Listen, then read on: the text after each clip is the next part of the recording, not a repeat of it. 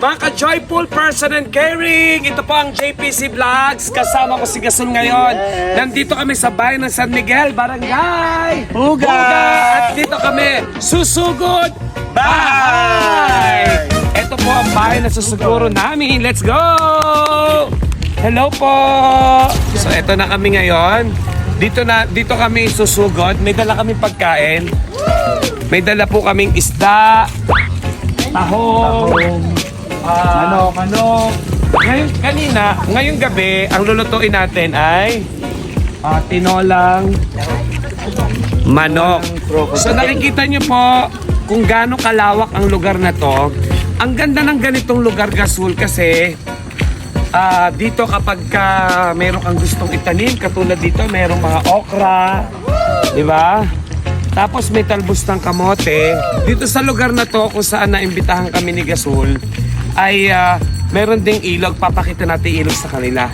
At ang titambahay nila, Gasol, nandun sa may pinakataas, di ba? Pero parang simpleng-simple ang bahay pero malamig, di ba?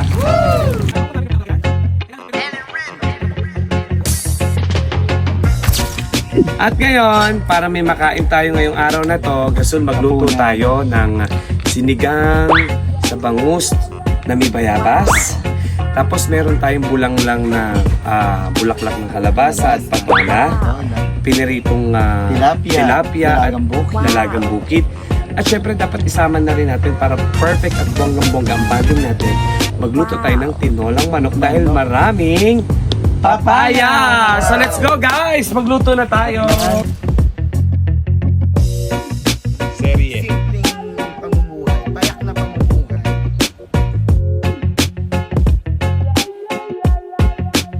Ayan ang bulanglang na bulaklak ng kalabasa at lalagyan natin ng Patola. patola. So mag-isa tayo ng sibuyas. Ilagay natin ang talbos ng kamote at ilagay na po natin sa ating finished product na bulanglang ang talbos ng o bulaklak ng kalabasa.